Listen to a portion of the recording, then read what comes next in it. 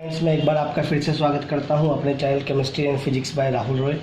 आज के वीडियो में हम बच्चे क्लास जो 10th है उसका जो थर्ड चैप्टर है उसमें जो बची हुई वर्ड प्रॉब्लम थी वो करने जा रहे हैं। सबसे पहले हम प्रॉब्लम लेते हैं, problem related to fraction. Fraction क्या होता है बच्चे? फ्रैक्शन के दो पार्ट होते हैं, नोमिनेटर और डिनोमिनेटर। जैसे मान लीजिए 3/4 एक नंबर है, ये फ्रैक्शन में लिखा हुआ है, इसमें नोमिनेटर जो है 3 है और डिनोमिनेटर जो है वो है 4 है। तो फटाफट यहाँ पे एक चीज़ को याद रखिएगा बच्चे कि अगर हमें क्वेश्चन में नोमिनेटर में कुछ प्लस करने के लिए बोला गया है या माइनस करने के लिए बोला गया है या मल्टीप्लाई करने के लिए बोला गया है तो हम नोमिनेटर में ही ये चीज़ करेंगे। और अगर हमें डिनोमिनेटर में बोला गया है प्लस करने के लिए, माइनस के लिए, 1 प्लस करने के लिए, 3 प्लस करने के लिए, 3 माइनस करने के लिए, तो हम सिर्फ डिनोमिनेटर में से ही करेंगे, नोमिनेटर में से हम कुछ नहीं करेंगे। लेकिन अगर हमें बोलता है कि फ्रैक्शन में 1 प्लस करो, तो फ्रैक्शन में 1 प्लस करने के लिए बोला है तो इसमें हम फ्रैक्शन में 1 कैसे प्लस करेंगे? ऐसे +1 करके यहाँ पे हम एलसीएम लेके इस प्रोसेस को आगे करेंगे। जैसे यहाँ पे एलसीएम लेंगे तो ये आ गया y, तो यहाँ पे क्या हो जाएगा x + y/y। तो ये हो गया फ्रैक्शन में अगर हमें प्लस या माइनस करने के लिए बोलेगा तो हम एलसीएम लेके इस प्रोसेस को करेंगे। अब सबसे पहले एक क्वेश्चन ले लेते हैं। कहता है if we add 1 to the numerator and subtract 1 from the denominator a fraction reduces to 1। कहता है और आगे अगला पार्ट जो है it becomes 1/2 if we only add 1 to its denominator, find fraction. कहता है एक फ्रैक्शन कितना हो जाएगा? 1 हो जाएगा अगर हम एक ऐड कर दें उसके न्यूमरेटर में और एक सब्ट्रैक्ट कर दे उसके डिनोमिनेटर से। तो पहला वाला पार्ट हम यहाँ पे देखते हैं।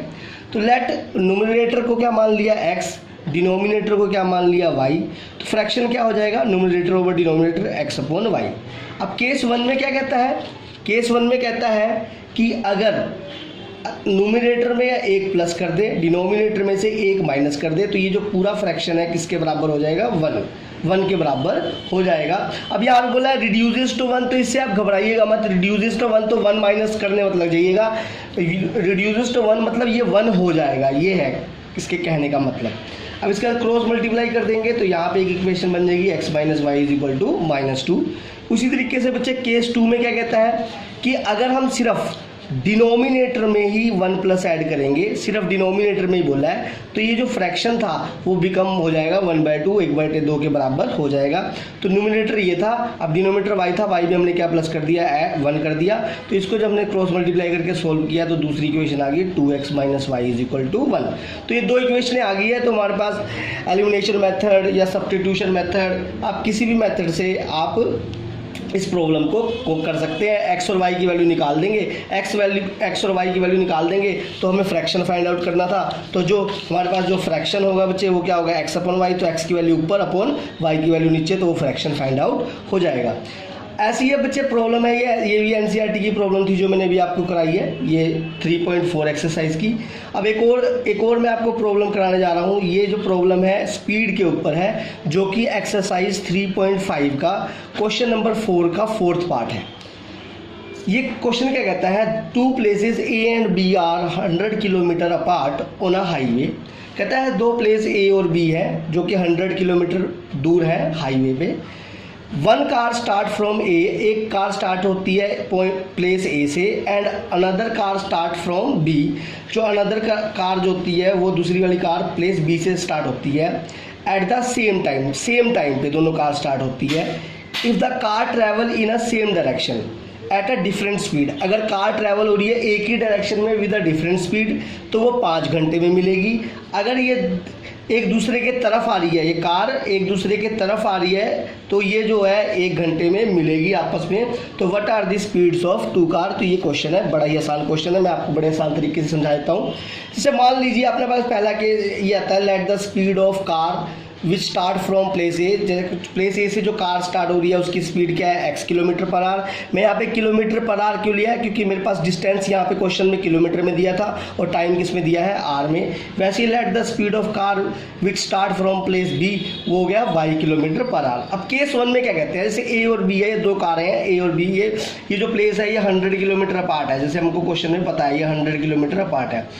अगर दोनों कार सेम डायरेक्शन में चलती है, मान लीजिए इस तरफ ये तो राइट साइड दोनों कार इसी डायरेक्शन में चल रही है, तो जाहिर सी बात है अगर ये दोनों कार सेम स्पीड से चलेगी है तो कभी तो इनका बीच का जो डिस्टेंस रहेगा वो रिमेन सेम रहेगा, कभी भी ये कार आपस में मिल नहीं सकती।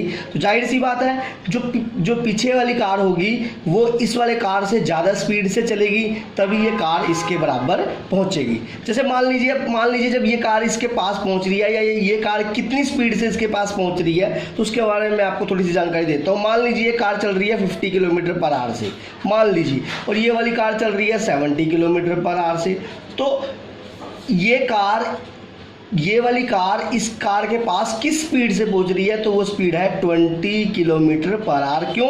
क्योंकि जो इसका 50 किलोमीटर है इसके 50 किलोमीटर के बराबर है, तो इसका 50 किलोमीटर इसके 50 किलोमीटर को न्यूट्रलाइज कर देगा।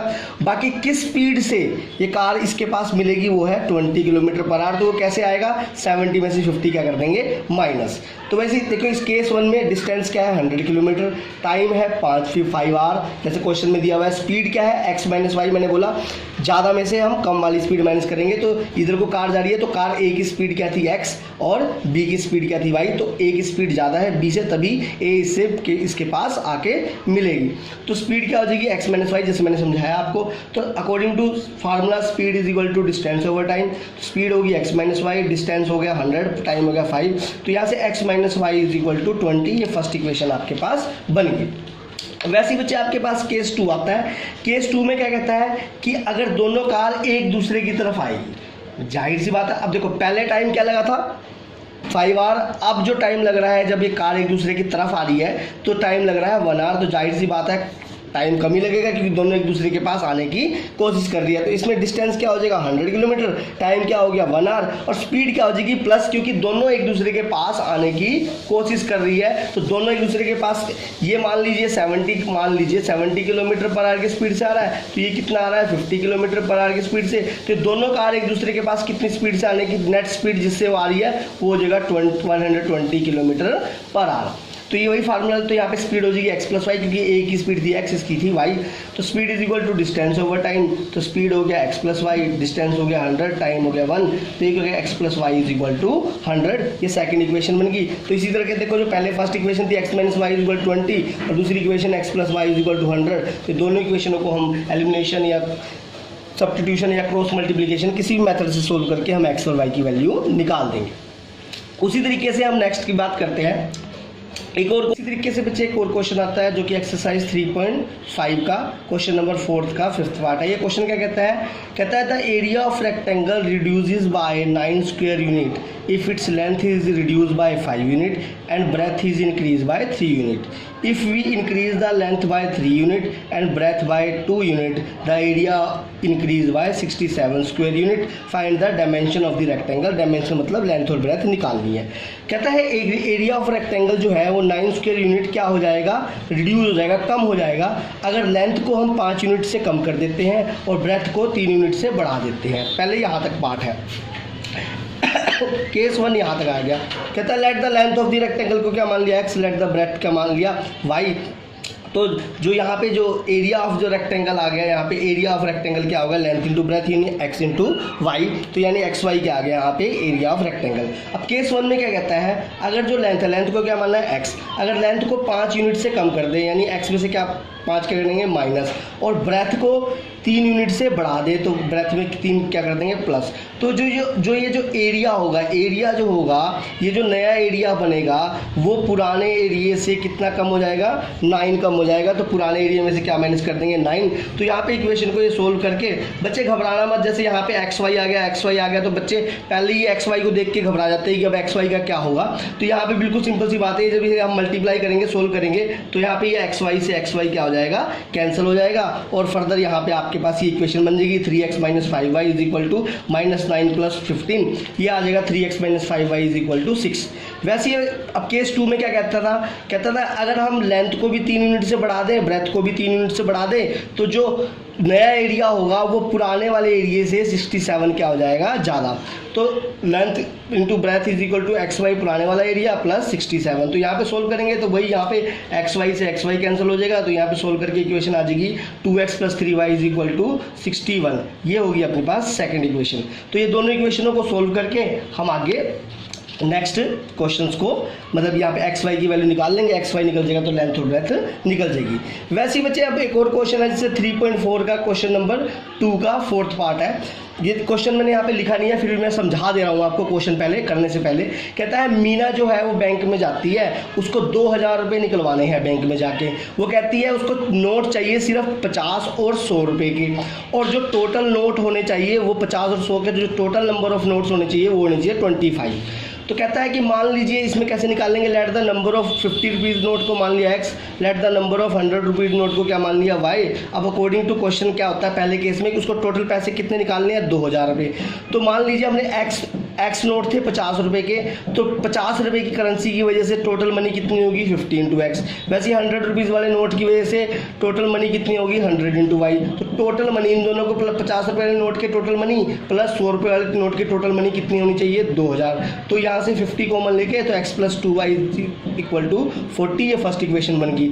तो वैसे ही अब केस 2 में क्या है कि जो टोटल नोट होने चाहिए वो कितने होने चाहिए 25। तो 50 रुपये के नोट क्या है x, 100 रुपये के नोट क्या है y, x + y = 25। तो ये फर्स्ट इक्वेशन होगी। सेकंड इक्वेशन होगी तो हम x y की वैल्यू निकाल लेंगे, जैसे मैंने आपको बताया किसी भी मेथड से आप निकाल लीजिएगा, एलिमिनेशन, सब्स्टिट्यूशन, जिससे भी।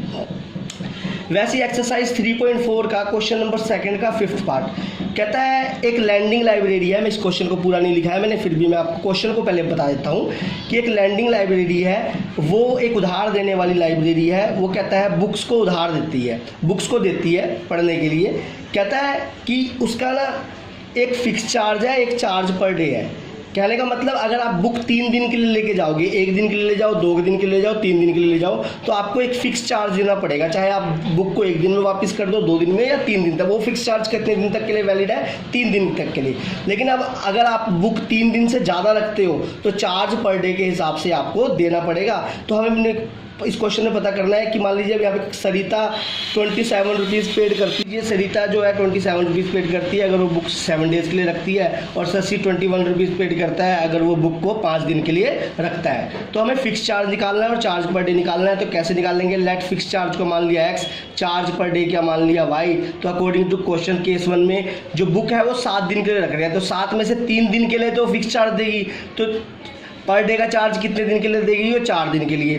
तो फिक्स चार्ज क्या दे दिया x प्लस 4 दिन का चार्ज पर डे क्या है y रुपीज़। तो 4 दिन का चार्ज कितना हो गया 4y, इनका प्लस करके टोटल मनी इसने कितनी दी 27। इसमें फिक्स चार्ज भी है और चार्ज पर डे भी है। उसी तरह शशि ने 5 दिन के लिए बुक रखी, तो 5 में से 3 दिन के लिए तो फिक्स चार्ज दे दिया 100 रुपीज़। अब बच कितने गए 2 दिन, 2 दिन एक्स्ट्रा बच गए, तो चार्ज पर डे 2 दिन का क्या होगा 2y। तो x + 2y = 21। इसी तरीके से आप ये क्वेश्चन को सोल्व, एलिमिनेशन या 2 इक्वेशन बन गई हमारे पास, किसी मेथड से इस क्वेश्चन को सोल्व कर लेंगे।